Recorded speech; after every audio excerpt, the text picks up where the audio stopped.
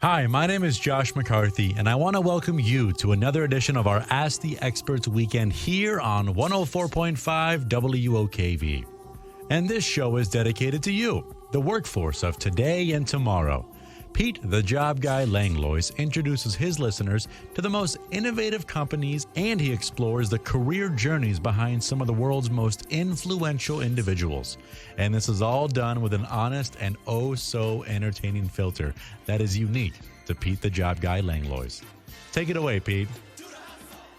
Hello out there, all you hard workers, and I'd love to congratulate you right now. You did it. You made a wise decision, and that is listening to Hard Worker with Pete the Job Guy, a show that is dedicated to you, the workforce of today and tomorrow. I love giving career advice and tips and helping people. You know, I've been running staffing agencies with my wife, Angie, who is my co-host. Say hi, Angie. What's up? We've been running staffing agencies for over 20 years. And in doing so, we're career coaches and we help people all day long.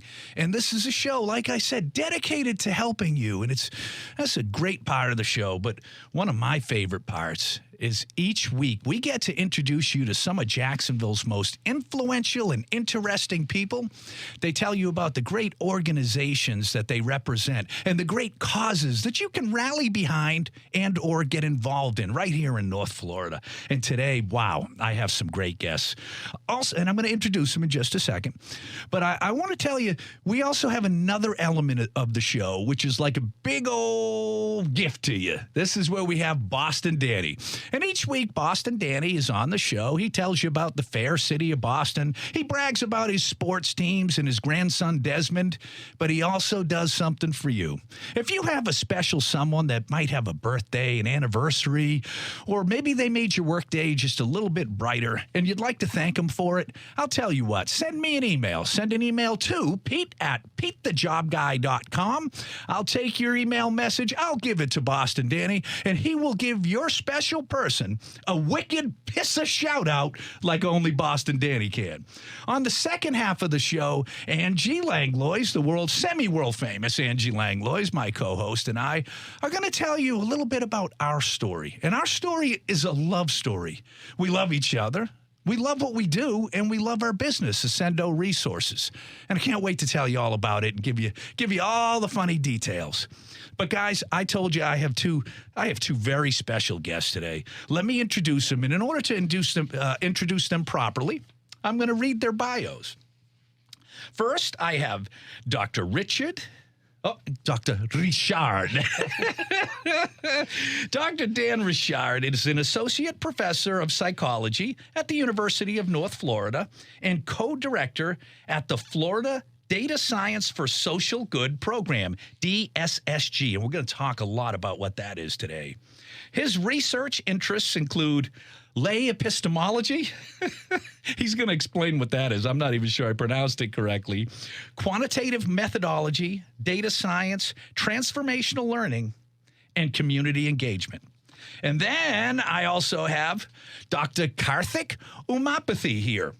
And he is currently working as an associate professor at the School of Computing at the University of North Florida. He is the 2018 and through 2028 recipient of the FIS Distinguished Professor in Computing Award. He is co-director of the Florida Data Science for Social Good program. His teaching and research interests center around analyzing, designing, and developing software and data science solutions with social impact. Gentlemen, welcome to Hard Worker with Pete the Job Guy. Thanks so much. Yeah.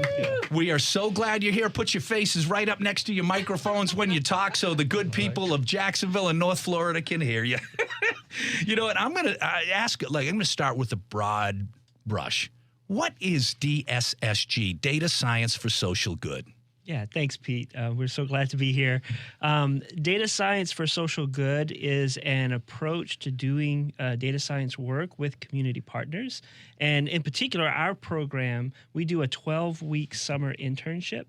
And in that internship, we match students who have growing interest and skills in data science. And we match those students with community organizations who have data science needs. At that point in their organization. We match those students with those community organizations, and we do data science work. The students produce products that can be delivered by the end of the summer. It's a pretty tight schedule, but they provide those data science products to the community organization so that they can make informed, data-driven decisions about doing social good in the community. And so that's what it's about. I'm going to tell you, I love the fact that the whole program centers around doing having a social impact or the social good, because these incredible powers that you have, data science and artificial intelligence and all these things can be used for good or evil. Right? And this is for the greater good, and I love that. You mentioned interns. Like, how do interns get involved, and how, if let's say I'm a prospective intern, how do I get involved? So the internship positions we usually open up in middle of January. So for 2023 summer internship, we will open in January 2023. And the call will be open until middle of March 2023. So there will be an online application process where students will go in and they will tell us what type of data science courses they have taken, what type of other community engagement work they have done, what are their experience working with data, what type of projects they have done, what are their experience with different toolings that we typically use to do the data science solutions development. So they will kind of explain all of that in that online application. Outstanding. So then in the March and April time period is when now we go through all of those application, invite selective students to come and interview with us. And then by end of April, we kind of will know which students is going to work on which project. Outstanding. They start working in June, and the program runs from June, July, August is the time they really do the work. Okay. What I want to do before we end, today, I want to get that information so that we can give it out to everybody if they would like to be considered, how they can fill out that online application, because that's important. So how did you start the DSSG program, the Florida DSSG program? So we started talking about this program in 2016. First, we want to give kudos to University of Chicago. So they are the one who coined this term data science for social good.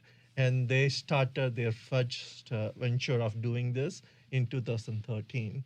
So, but 2016, we decided that we should do something in University of North Florida and do it for Florida area. So 2017 was the first time we started doing it. So when we first time we offered the summer internship, we need money to pay the students. Yep. So at that time, Rena Coughlin, who is the nonprofit center CEO, she was our biggest motivator and push for us. So she talked with her board members and got us the initial seed money to get started. Mm-hmm. So that's how the whole program really got started, with the nonprofit center being the central push, pushing us and motivating us and keeping us floating and keep giving us directions on how and what we should do. Mm-hmm. So yeah, we started with small number of students and small number of projects. We kind of learned how we should run this kind of program, because as a professors, we don't get into running the internship. Right. So we have to learn how to do that. So that's how we slowly started, and now we've been doing it for 6 years, every summer. All right. So for all of you interns out there listening, people in this market, in this profession, make a lot of money. So I know a lot of this might be overwhelming, but I would definitely stay tuned and listen. So for everybody listening out there, what projects do you have, or what projects would be successful in this space? Yeah, we work with a number of different nonprofit organizations, and just like a for-profit company would have different problems, different solutions that they're looking for. It's the same thing with nonprofit organizations. They're trying to do some social good in their community, but then they have all of these questions, right? And now all of this data with the digital transformation and digital revolution coming about, they need solutions just like the for-profit companies need those solutions. And so we work with them, partner with them. We find out what kind of data they have, how we can best help them take that next step. And so we have projects that some of it is based on financial information, some of it is based on outcome information of their programs, and sometimes it's just planning. Like we're starting the process. We need some help planning. I think I'll give you a good example. Yeah, I love it. The examples help paint the picture. Yeah, we worked with a program called Game Face. They're an organization here in Northeast Florida, and they do summer programs for youth, so for at-risk youth, and they run basketball programs and athletic training programs, and their goal is to get students involved and have them be successful in their athletic career and in their life.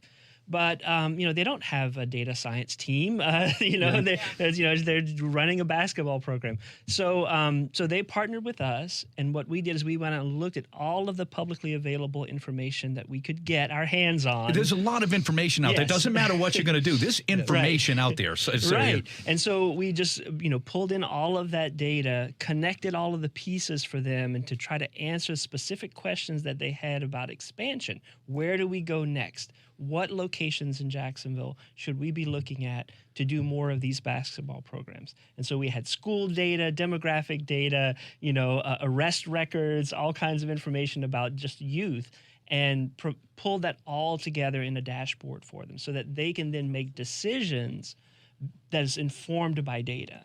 It's amazing because a lot of nonprofits, people have good ideas. And they want to give back to the community, and they want to help others. The individuals that put it together, they might have some, loose plans on how we can be very effective at raising funds or awareness or, furthering their cause. But they're not utilizing. I run a business. I run a $120 million business. I use analytics all the time. I need my data. Yes. How can I create efficiencies? How can I have the most impact? What do I need to do more of and less of? I need my analytics to properly run a business. And now with DSSG program, targeting, when you talk about nonprofits, that good idea becomes an effective business plan with data. I love it. That music that we're hearing right now tells us we have to take a quick break and listen to this message from our show sponsor. You're listening to Hard Worker with Pete the Job Guy on 104.5 WOKV. Hey, Jacksonville, it's me, Angie Langlois, one of the managing partners here at Ascendo Resources in Jacksonville, Florida. Ascendo Resources is an award-winning, certified minority-owned staffing firm that specializes in placing highly skilled professionals on a temporary, temp-to-perm, or direct hire basis. Call the true professionals at Ascendo today because despite the current challenges, our talented recruiters can find exactly what you need. Call me, Angie Langlois, at 904-479-9610. All right, welcome back, you hard workers out there. That is our show sponsor, Ascendo Resources. If you need staffing help and assistance, call the good folks at Ascendo Resources. Today, we're joined by Dr. Dan Richard and Dr. Karthikeyan Umapathy, University of North Florida professors, and they both co-run and direct the DSSG program, Data Science for Social Good. It's wonderful. I'm going to ask you this question. What are some of the things that people learn, your interns learn, and what skills do they develop by being a part of the program? Yeah, so as the name goes, right, it's the data science for social good. So most often interns are learning the data science side, and then how to apply to do the social innovative solutions development. They're learning that side as well. Apart from that, they're also learning how to manage their time, how to divide the task things up, and how to do those task division in the right size so that they can get the job done, right? At the end of the day, this is a 12 weeks program, very fast moving, and the project has to be successful at the end. And they have to do the right things at the right order at the right time. So that's pretty much is the main thing they're learning. most often when interns come to us, when they interview us and we select us, they all think they're going to learn a lot more about data science and all the technical skills behind them. But we pick them to work with us because they already have the right technical skills. Yeah. But it's all the other thing that goes along with what makes them successful. That's what they will be really learning. And every time, every year, when we ask them, what did you learn out of this? And they all go towards that thing. But they get strong on what they do technically. They don't even realize that. It's all so much the other learnings they have is what they really learn about. So yeah, as you said, soft skills is one major things, but how do you work together is the other main thing.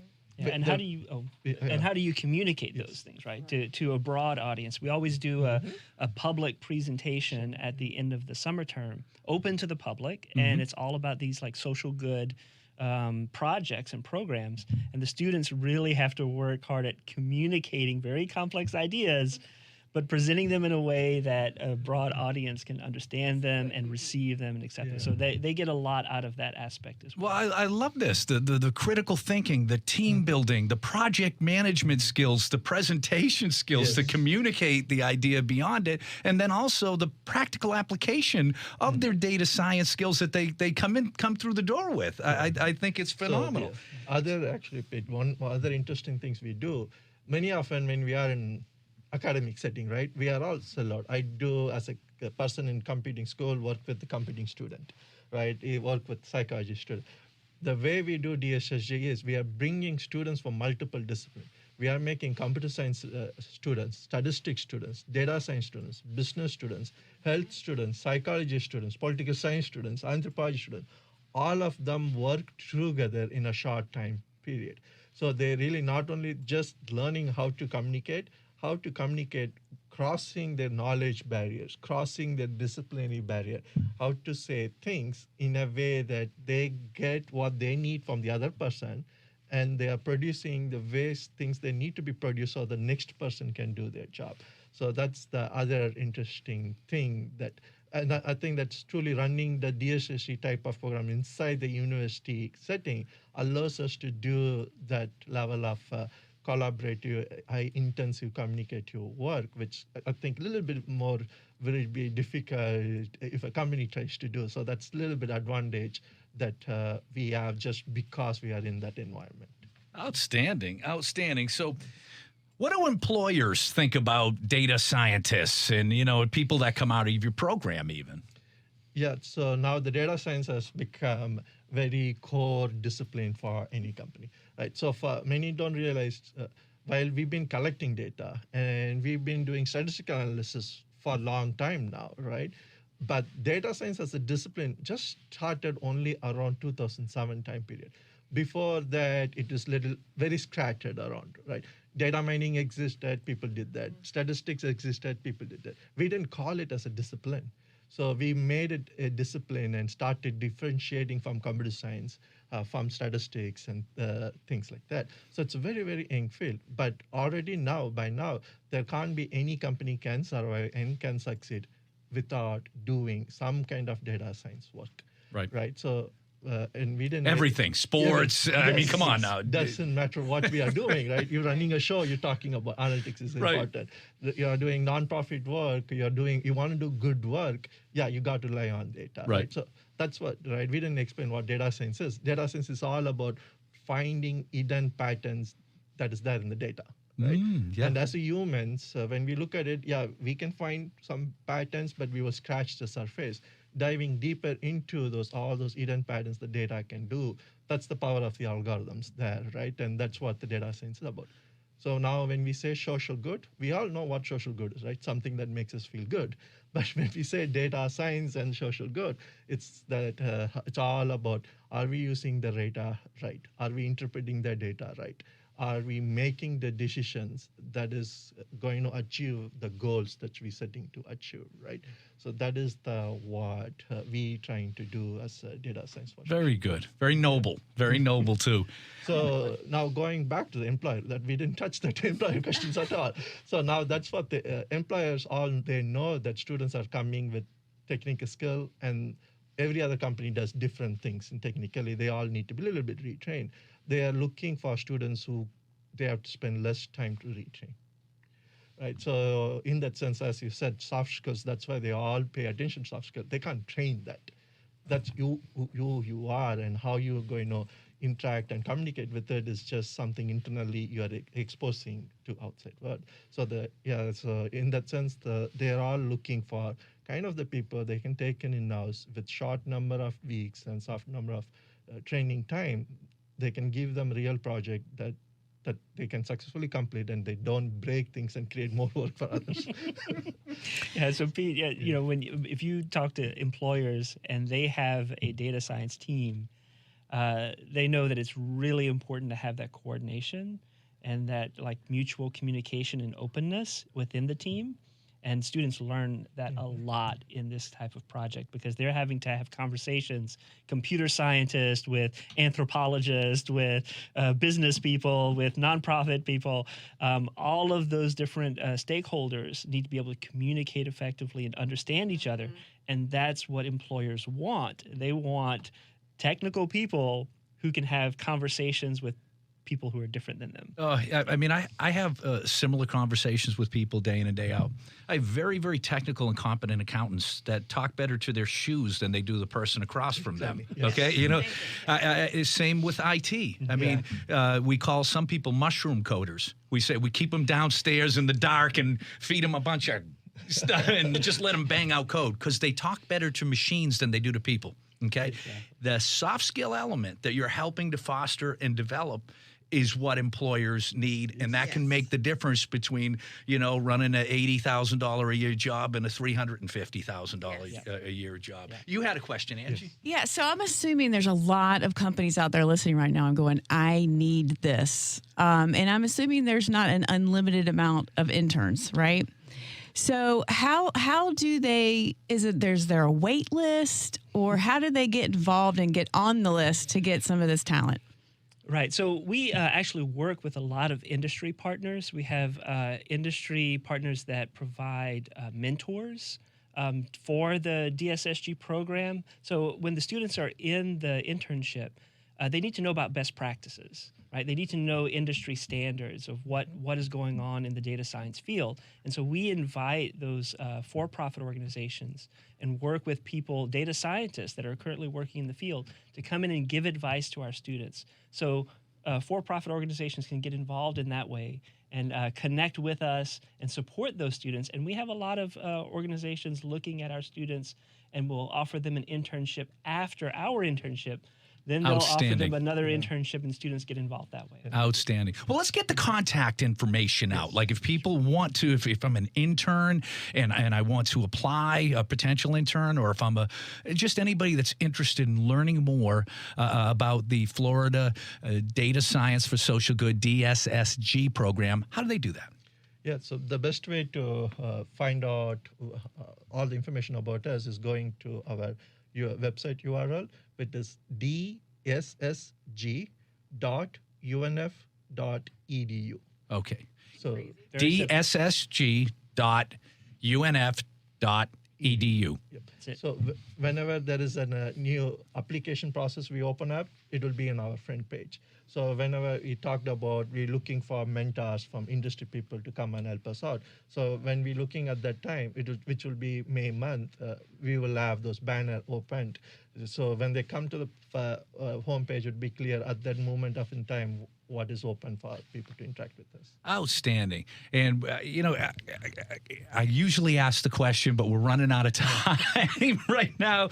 So we're gonna table my time machine question. I know my listeners come to love that question. But I want to sincerely thank both of you for taking the time out to be on the program, to get the word out. I'm going to be saying the website quite a few more times during the course of the show. But thank you so much for being on Hard Worker with Pete the Job Guy. Yeah, thanks you, Pete. Appreciate it. All right, our guests are leaving the building. Angie, were they not phenomenal? I mean, I kind of like data science now. I wasn't sure that I would even like it, but you can make a lot of money. I know I said that already, but like seriously. Yeah. And what a cool idea to give back along, so it's not just the big companies that take advantage of it. It's the nonprofits of the world and everybody else that need that. Oh, I love that Dr. Karthik. He's running the computer science, at UNF. He's teaching that. And then you have, Dr. Dan Richard, who's over here, and he's running the what do you call it? The psychology part of it. Right, So right. together, data science and psychology come together to work on the technical and the soft skills. Man, that's a program. If you're an intern out there, you're going to want to get involved in sign this. But guys, that music that we're listening now is telling us we have to take the bottom of the hour break. Please join us for the second half. Angie and I are going to tell you a little bit more about our story, what we do for a living, and why our story is a love story. You're listening to Hard Worker with Pete the Job Guy on 104.5 WOKV. Welcome back to Hard Worker to Pete the Job Guy with 104.5 WOKV. Welcome back, all you hard workers. I'm going to tell you that first part of the show. Oh, wait a second. That little voice that you just heard, that is our producer, Jay. That's his son, Jaden. He's like 4 years old, and he's, welcome back to Hard Worker with Peter Josh. It's so cute. That is a future radio personality right there, a superstar. Our guest today, Data Science for Social Good Program Leaders. We had Dr. Dan Richard and Dr. Karthikeyan Umapathy, University of North Florida professors. And this data science for social good is phenomenal. If you want to be, an intern, Ange, do you have the website that they have to go to? If, let's say, I wanted to be an intern or I wanted to just learn more about the program, how do they do that? I believe it's gssp.unf.edu. GSP, like George St. Pierre. Did I say it wrong? it's DSSP. DSSG. See, that's what you get for asking me a question on written down. Look, come on now. Data Science for Social Good. DSSG.unf.edu. You go out there. You already knew the answer. Why did you ask me? I like to involve you. You're the semi-world famous Angie Langlois. I got to involve you here and there. You know what, guys? I wanted to tell you, we kind of teased it at the beginning that Angie and I are going to get a little bit deeper into our story. And, we'll walk you through a little bit of a day in the life of, which is kind of funny. But imagine, you wake up with the same person every day. I told you before, I get her coffee. I clean the house. Then we get in the same car and we drive to work in the same office, with a bunch of other people, but there's 30 of us. We have 30 recruiters at Ascendo Resources dedicated to the greater Jacksonville market and North Florida in general. But, then we get in the car and then we come home and we spend our lives together. I think some relationships, people would want to kill each other, spending that much time around people. What do you think, Ash? We have our moments. I would say every 6 months, it's a huge blow up. But that's just totally behind the scenes. It's very, very unique because I don't run into many couples that work together, live together, ride in the same car together, and live, breathe, bleed the business like we do. I mean, it's almost... Is there something wrong with this? I don't know, but it seems to have worked for a long time. Yeah, well, one thing I think we're particularly good at is we know when to stop, when to shut it off. Sometimes it takes a few conversations, right, to say, all right, no more, because we love our business. At the end of the day, we run staffing companies. We've placed thousands and thousands of people in their careers, right? We help people all day long. We help people find jobs, or we help them with the next step in their career, or we help them with a temporary job, or we help companies find the talent that they can't find on their own, couldn't find it, or we do it for them better, faster, cheaper. But at the end of the day, we love what we do. It's transactional. Every day I can get gratification because, wow, I found somebody else a job every single day, or I helped that company. And you know what's cool, and I just thought about this the other day, but when we first started, I was in 2001 was my date here in Jacksonville, and you were here right before that. We have actually grown up with Jacksonville. So people that we placed 20 years ago an accountant job are now our clients as CFOs and vice versa. So it's almost like the community knows us and they've been through the business with us. And it's just this awesome, thing that we've created. But if you think of it like that, it just makes it even more special, I guess, is what I'm trying to say. Right. It's true. We've been immersed in the same profession together for over 20 years. And there is a circle of life with the business. Right. Today's candidates are tomorrow's clients, and then maybe there's a shakeup at that business, and they're a candidate again, and we help people. But together, when people think sometimes of staffing agencies, there's a lot of turnover, right? There, people move around. They have one rep this year. They know they can always call Pete and Angie. They know it's Angie, Pete and Angie. We're basically synonymous, but together we're going to deliver exceptional service to every candidate and client in North Florida. Yeah, I mean, and the thing that I love too now that we've been there, done it, and we've grown a lot. We've stepped in it. I grow every day. Let's just put it that way. And then we've created this branch now, or office, of people that think like us. They love each other. They respect each other. And I think a lot of that is because of the way we are, the way we approach each other, and the way we approach our business every day. I love how you said that. I think, it usually the culture in any branch office, if you're part of something bigger, usually the culture is driven by how local leadership interacts with the people. Are we consistent? Yes. Do people know what they're going to get from us day in and day out? Yes. Do we lead by example, not just give it lip service, but live it? Yes. You know why? Because we love what we do. And we love each other. And even though our team looks vastly different, we all come from different backgrounds, ages, ethnicities, what have you. We come together, right? We enjoy each other's positive energy, and we have a real winning and fun culture.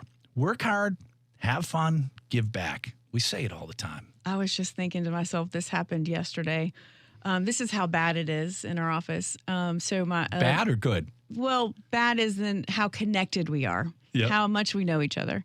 So I'm on a pretty important, I would say, call with one of my big clients, and I'm on my phone on the video, and all of a sudden I get an incessant tap. And I'm like, wow, this must be a 911. I'm so sorry. Hang on a minute. And I turn over, and it's Elizabeth. Hey, which sandwich is Pete's to eat? And I'm like, really? You just got me off that? So she's that concerned that she goes, if Pete doesn't eat, we all suffer. It is very important that I got the right. So I just cracked up. I'm like, that just can't, that did not just happen, but that's it did. Funny. Yeah. I think you bought everybody. Was it you that bought it? Yeah, but what was it? Panera. There were all these Panera sandwiches, and Elizabeth wants to make sure I get my sandwich. They thought it was hilarious. And it's funny, but they look out for me, they look out for you, and they look out for each other. Yeah. That's a winning culture. We care. And we enjoy coming to work. I mean, literally, I think that's part of it. When you enjoy coming to work, it's not a pain to get in the car and drive to work. Because when we get in there, whatever's bothering us outside of work, we check our bags at the door. We owe each other that positive energy and smile. And we always tell people, if you're not feeling it, if you're just having a bad day, stay home. Don't bring the negativity into this office. Yeah, and while we're talking about this, office love, it's not always perfect. It's not always flowers. It's not, it's sales. Yeah. At the end of the day. Yep. And you have to deliver to keep your seat. So that is what it is, right? So there are things that happen every once in a while. And today, I wanted to tell a story. I have somebody that I had to unfortunately demote, right? And she took it so graciously that she understood that it's a family business decision is what it felt like. And that she trusted me so much that if that's what I think we need to do, then that's what she's all in. Well, I mean, the good thing is we're putting her in a spot where Right. she's going to be very successful. but it just touched me. I was like, wow. Yeah. No pressure, right? It's part of our lives. It's what we do. But we care enough to put people where they are going to be successful. You know, there's other options, and that to me, that's the best one. Oh, that music tells us right there that we need to pause for a bit and listen to this message from our show sponsor. You're listening to Hard Worker with Pete the Job Guy on 104.5 WOKV. Hey, Jacksonville, it's me, Angie Langlois, one of the managing partners here at Ascendo Resources in Jacksonville, Florida. Ascendo Resources is an award-winning, certified minority-owned staffing firm that specializes in placing highly skilled professionals on a temporary, temp-to-perm, or direct hire basis. Call the true professionals at Ascendo today because despite the current challenges, our talented recruiters can find exactly what you need. Call me, Angie Langlois, at 904-479-9610. Welcome back, all you hard workers. That was our show sponsor, Ascendo Resources, and that was the semi-world famous Angie Langlois right there. If you need any staffing assistance, Ange, what's your number so people can just call you and reach out and work directly with you? It's 904-479-9610. Very good. So Angie and I talking about on the second half of the show today, kind of our story and what it's like to run a business, and you know, as a couple too. It's kind of funny. We're very careful. Outside of the office, we're holding hands. We're always walking and doing stuff together, and it's honey this and you know all that. At the office, you know, we're very civil. We care, but there's no honey. You know, we try to keep the personal relationship a little bit more, just not in everybody's face. Right. You know, because last thing we want anybody to do is feel uncomfortable. And our business decisions that we make are just that. Business decisions, not based on relationships or anything like that. I think probably one of our biggest contributions as leaders and our leadership philosophy is so like you and I are both very, very similar. And I tell the story that I used to have a boss, and he'd walk in the room, and if he had a newspaper under his arm and he walked in with it, you didn't know if he was going to read it to you or hit you in the head with it. He was so inconsistent, and it was always about like, you know, whatever mood he was in or whatever was bothering him, something's bugging him. He was hard on us. If he had a good day, then he was a nice guy. You think consistency is important for leaders? I mean, if you don't have consistency, then they have no idea what they're getting from 1 minute to the next. And we are consistent day in and day out with what we, what we need from you day in and day out, but what we expect. And so, yeah, back in the day, oh my gosh, I think you had a little bit of the stick with you. Are you calling me out? What you doing? Yeah, let's talk about that. Well, it is true. You know, Yeah. I have said that before. That Not to call you out, sorry. well, you did, but it's Yeah. okay. It's okay. You know, This is like therapy. Look, we could pick the scabs all day long. Let's go for this one. I've said as a younger person, as a leader, you know, as a leader, we all have tools in our tool belt. You know, compassion, empathy, accountability, and all these different tools. I had one tool that I used all the time, and that tool was a club. I was mean to everybody. I clubbed them over the head. I was the most demanding leader. I didn't want to hear anything from anybody. You're going to do what I say because I'm going to make you wealthy. I'm going to make you successful, but you're going to do what I say. And I thought that in that outcome justified my behavior. If I am going to give you this gift that is going to make you a very, very successful business person, I have creative latitude to do it in a manner that I see fit. And the way I saw fit was just do exactly what I say. And I was mean, and I have since gone back and apologized to. What made you change?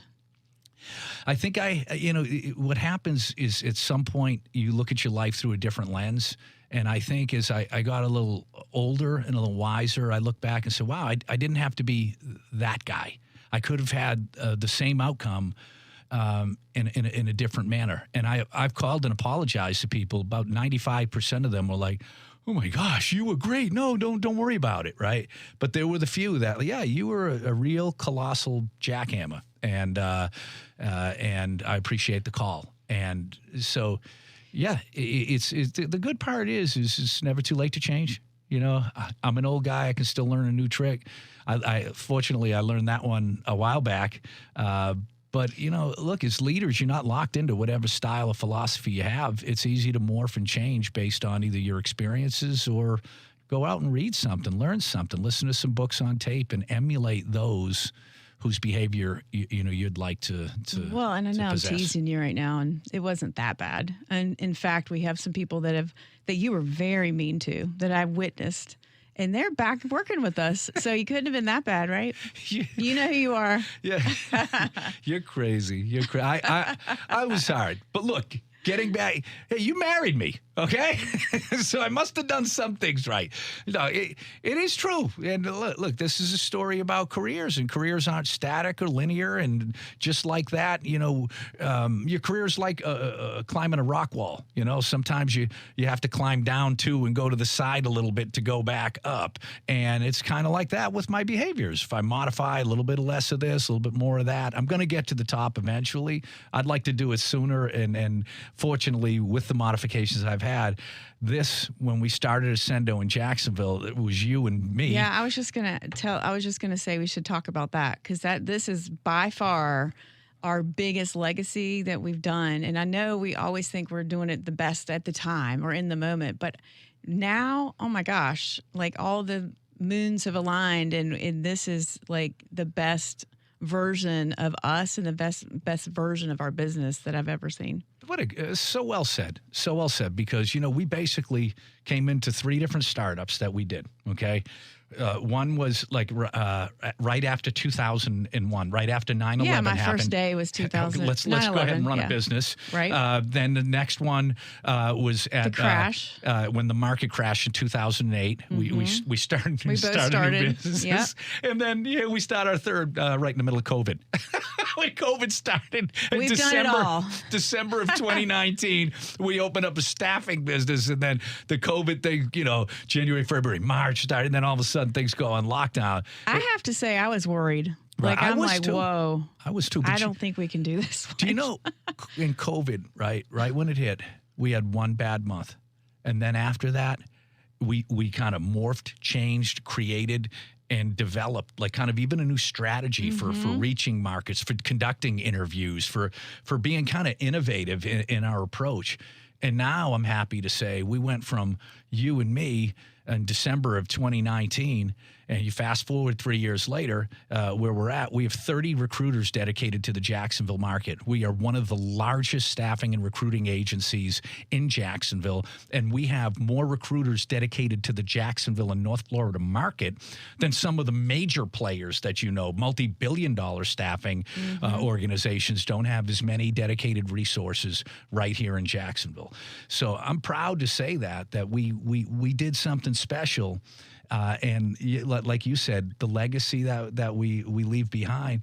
But not only that, why don't you talk a little bit about how proud you are of our teams? Because we already have talked about the fact that we work hard. We talked about the fact that we have a fun culture, work hard, have fun. Now the give back element. And I don't know how much I want to get into the financial part of our business, but I'm going to tell you, we have people that had no idea how much money they were going to make when they came to us. And yes, people, we're in sales. So the better we do, the more money we make. So I'm just throwing it out there. Yeah. Right. Then sales, the top we two. Can't help it. We're good. We make a lot of money, you know? No. But like, I don't want people to think that, we're charging all this insane money. It's just that we're good at what we do, and people don't know that you can make a lot of money in staffing. Right, That's probably what I mean. The thing is like you said, it's sales. The top 2% of income earners in the United States sell. And it's not easy, so don't get me wrong. You make commissions based, for me in our business, the more people I help, the more commissions I make. Right. I'm going to help as many people as I can because I'm a doggone capitalist. I mean, I have no problem saying that, but we are in a profession that enables us to earn a substantial income by helping people. But in doing so, we give back to the community, and it's important for us, through our community causes, giving our money not just our money, but our time and energy. But back to the team. So Alexis Brown, number one, I don't know, 21-year-old, didn't know anything about anything, like literally didn't know what a VP was. I mean, we're talking like entry-level staffing. She has grown the business. She's gone rookie of the year, rookie of the month. She's gone first year. She went to the superior circle for our company. It just goes to show you, it does not matter where you came from. It's what you take with what we give you and where you run with that. Okay. And that's a really good example of that. It is a great example. And I'll share with you one thing that Angie and I are very philanthropic, and we care about our community, and we're inspiring the others like Alexis and a lot of the other team members that we have to give back to the communities in both time and in funds and resources. And I don't think there's another group out there that's more active in the community than Ascendo Resources. Look, it's a special time right now. This is where we get this week's Boston update from Boston Danny. Guys, you know Boston Danny gives a special shout out to anybody that you know that might have a birthday, an anniversary, or maybe they made your workday a little brighter and you just want to recognize them for it. If that's the case, just send me an email. Send your email to pete@petethejobguy.com. I'll take your message. I'll give it to Boston Danny, and he'll give your person a wicked piss of shout out like only Boston Danny can. With no further ado, let's get this week's Boston update with Boston Danny. Hey Jacksonville, Danny here with your Northern Update. Well, we're definitely in winter up here in Boston. We've had our first few snowflakes. Nothing to accumulate, but it comes down. So we're ready for it. We got the jackets. We got everything that we do. We can get to work. We can get it done, and we can get home safely. So we're used to the cold, and we like playing with it. Guys, you know, you saw the Patriots have been on the Thursday Night Football. They did good on Thanksgiving. They could have done a lot better, you know, if we had an offensive coordinator, but I'm not going to step there, guys. You never hear me talk bad. We look good. We'll get better. The Bruins, what more to say? They're just killing the league, going right through it, setting records at home, and, you know, we're just playing good hockey. It's something good to watch. And the Celtics, same thing. You know, you never know who's gonna be making the points, but all the guys are working together and it works out good. So something we haven't talked about is Boston slang. You know, we got our own dialect up here. We talking, you know, not just with the wicked, which, you know, it's synonymous with very or really. It's just, you add emphasis to an adjective. You know, something's wicked good, something's wicked pissa. Pissa just means good, you know. But we got other ones, you know, townies. That's a native to the neighborhood. A packy, that's the liquor store. It's a package store. That's how you get it. A bubbler, the drinking fountain. In the Navy, we called them scuttlebutts. But you got the cellar. That's the basement. And a grinder. That's a submarine sandwich or a hoagie. You know. And you know, dinner we call it supper. And instead of a garbage can, we call it a barrel. And everyone calls it the clicker, but we just call it the clicker. And, you know, we have a parlor instead of a living room. You know, everybody's in the parlor watching the game. So, you know, those are just a few of them we got. You know, instead of saying no, sir, we say no, sir. And then if you're going to answer no, sir, you say, yeah, huh. You know, like, yeah, huh, it did happen. No, sir, it did not happen. So we go back and forth with it, but it's good. So you guys know what I do. I do your shout outs. You get a birthday, anniversary, you can send it to me, and I'll get it out there on the air. And you know, hopefully I won't mangle you too bad, but I got some wicked piss of birthdays I want to give out to Julie Costello, and that comes from Mike. Joe Evangelista, and that's from his loving family. Sarah Pierce from her husband Matt, and Sean Hall. You guys have wicked piss of birthdays, and the original hooligan, Tommy Houlihan, that's from Michaela. You guys enjoy your day. Remember, it's your day. Do it, or nobody else will do it for you, so you can enjoy it. And I want to give a special thank you to Jackie Lundy, who wrote nice things about me on Pete the Job Guy's Facebook page. Don't think we don't watch this stuff, folks, and I appreciate it. Shows we're all paying attention. So, brothers and sisters in Jacksonville, enjoy the rest of the weekend. Remember our first responders, all our military, retired and active duty, and all our nurses and doctors keeping us safe on the front lines. All right, brothers and sisters, enjoy it. Peter, I'll be talking to you later. Oh, holy cow. Another gem from the world-famous Boston Danny. Thank you, Boston Danny. He's been with us since show's inception 4.5 years ago, and it's a pleasure. I love getting unsolicited feedback from our listeners that just say, love Boston Danny. So keep doing what you're doing, Boston Danny, because we freaking love it. Our guest today, man, I learned something each and every time we introduce you to some of Jacksonville's most influential people. And today we had Dr. Karthikeyan Umapathy, and we also had Dr. Dan Richard, both professors at University of North Florida.